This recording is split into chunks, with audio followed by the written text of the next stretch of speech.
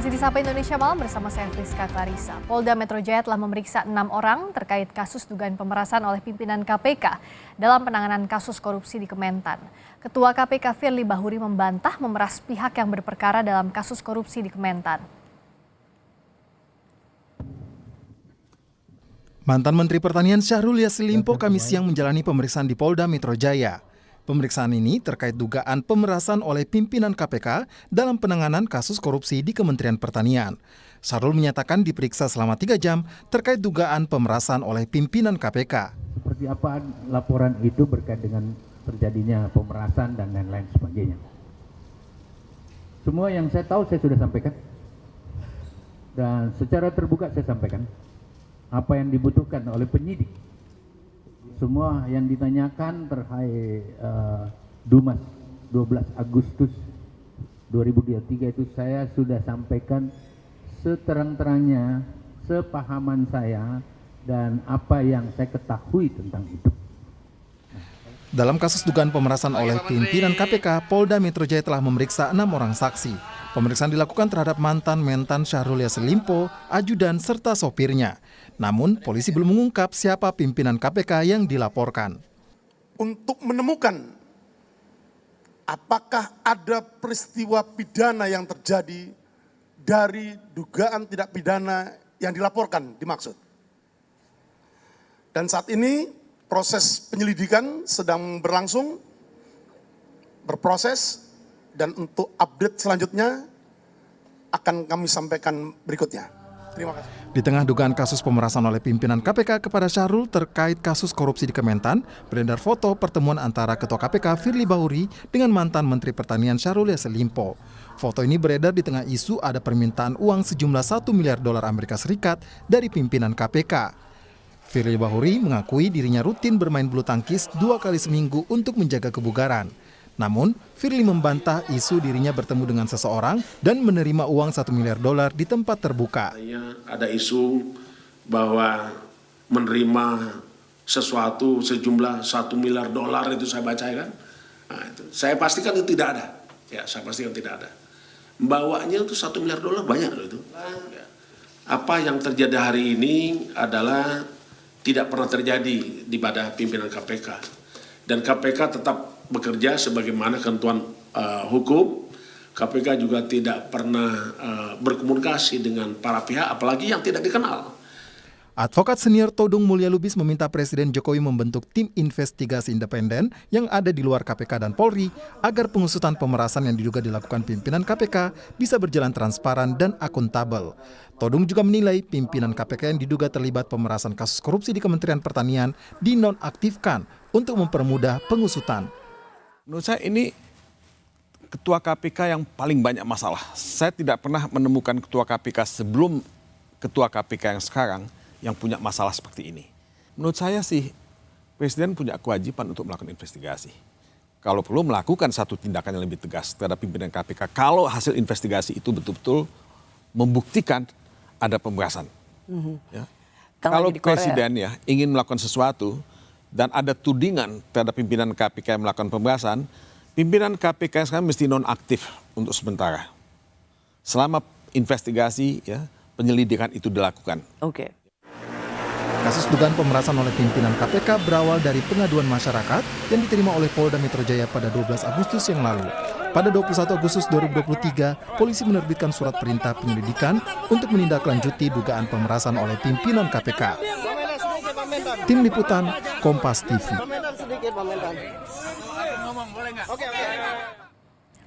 Kita dalami dugaan pemerasan oleh pimpinan KPK di penanganan korupsi Kementan bersama anggota Kompolnas Yusuf Warshim.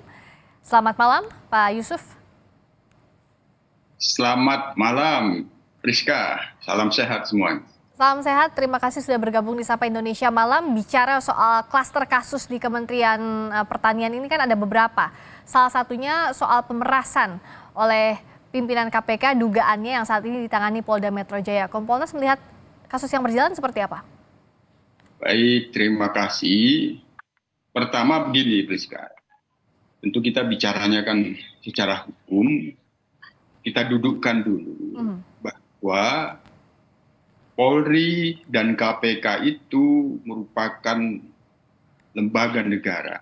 Dalam sistem ketatanegaraan Republik Indonesia, kedua lembaga ini setara dan sederajat.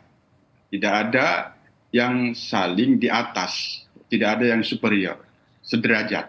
Dan KPK sendiri berdasarkan Undang-Undang Nomor 19 Tahun 2019 tentang perubahan Undang-Undang KPK, merupakan lembaga yang itu berada dalam ranah eksekutif atau sebagai lembaga penunjang eksekutif di bidang penegakan hukum pemberantasan tindak pidana korupsi, yang itu di dalam melaksanakan tugas dan wewenangnya dia independen, tidak bisa dicampuri oleh kekuasaan manapun, termasuk Polri itu sendiri.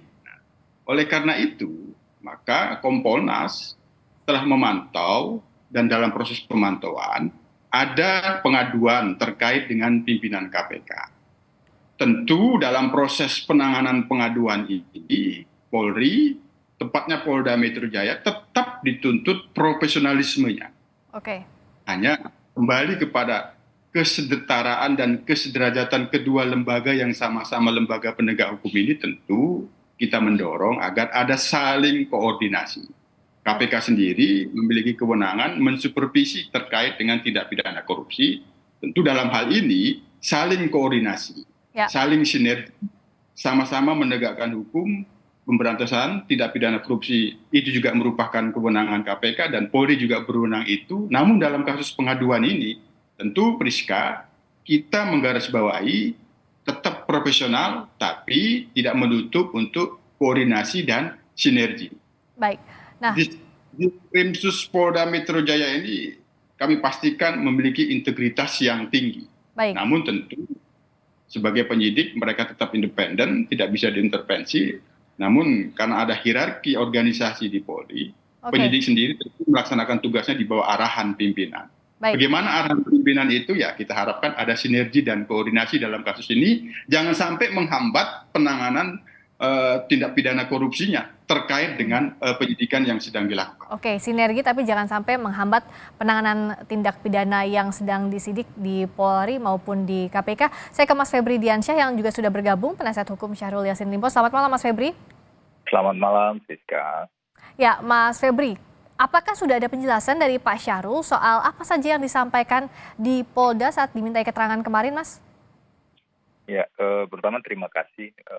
Saya mungkin perlu meng-clearkan ya, menjelaskan bahwa kami ini, saya dan tim hukum ini mendapatkan surat kuasa khusus sebagai kuasa hukum itu untuk perkara penyidikan yang sedang berjalan di KPK. Artinya soal dugaan korupsi kasusnya ya, Mas? Betul, dugaan korupsi penyidikannya sedang berjalan di KPK. Jadi kami memang tidak SKK-nya atau surat kuasanya itu tidak mencakup yang di Polda. Dan saya pikir juga berbagai informasi kan sudah muncul di media terkait dengan hal itu ya. Tapi yang pasti begini, untuk sebuah proses hukum, dimanapun proses hukum itu dilakukan, tentu saja yang diharapkan adalah berjalan betul-betul dalam koridor hukum. Tugas kami untuk menyeimbangkan hal tersebut. Penyidik KPK punya berbagai kewenangan, penuntut di KPK punya berbagai kewenangan. Tugas kami advokat adalah berada pada sisi yang lain untuk menyeimbangkan proses hukum itu, untuk menjaga proses hukum itu agar berjalan memang sesuai relnya. Dalam proses pembuktian nanti tentu ada uji pembuktian. Nah, Mas Febri tadi dikelirkan bahwa kuasa hukum untuk kasus yang berjalan di KPK soal kasus dugaan korupsi. Tapi kan saat ini berjalannya bersamaan klaster kasus meskipun berbeda, yang satu di KPK, satu di Polda. Apakah Anda melihat memang kasus-kasus ini harus disidik secara bersamaan dan berhubungan satu sama lain mau tidak mau, Mas Febri? Sebenarnya kalau kita melihatnya sebagai sebuah proses hukum, kedua-duanya berjalan saja. Kalau misalnya di penyelidikan, di penyidikan ya mencari bukti-bukti yang memperkuat argumentasi hukum masing-masing seperti itu. Dan ini berjalan secara paralel, tentu harus berjalan secara terpisah karena KPK kan jalan dengan kewenangan KPK, Polri berjalan dengan kewenangan Polri, dan yang paling penting menurut saya kasus-kasus hukum itu memang perlu dikawal oleh publik ya, apapun kasus hukumnya. Dikawal dalam artian bukan untuk memberikan penghakiman di awal, tetapi untuk memastikan, untuk meminimalisir adanya proses-proses prosedural atau pengabaian hak-hak dari pihak-pihak yang terkait seperti itu. Oke, nah kalau dari Kompolnas melihatnya apakah sudah terang benderang, sudah transparan atau belum? Karena berbeda dengan kasus-kasus lainnya, sampai sekarang status tersangka belum diumumkan oleh KPK, sementara sudah ada penggeledahan dan sebagainya. Begitu pula Polda yang belum mau memberikan informasi lain terkait kasus ini. Pak Yusuf. Ya, baik. Terkait dengan proses yang ada di Polda Metro Jaya, tentu kita harus memantau dan menghormati. Kan prosesnya kan itu kan awalnya pengaduan masyarakat, tentu pengaduan itu diproses dengan cermat dan kehati-hatian. Apakah ada hal yang mengandung unsur dugaan tindak pidana, semuanya itu kan harus dalam proses pencermatan, pendalaman, dilakukan klarifikasi, kemudian dilihat apakah ini bisa dikeluarkan surat perintah penyelidikan. Nah, dalam proses kan itu sudah berjalan. Nah, sehingga apa yang sedang berproses pada saat ini sementara kami memantaunya itu dalam proses penyelidikan, tentu ini harus kita hormati. Ini kan wilayahnya terkait dengan apa yang diadukan. Proses ini kan karena ada pengaduan masyarakat yang disampaikan ke Polda Metro Jaya. Ini harus benar-benar bekerja secara profesional.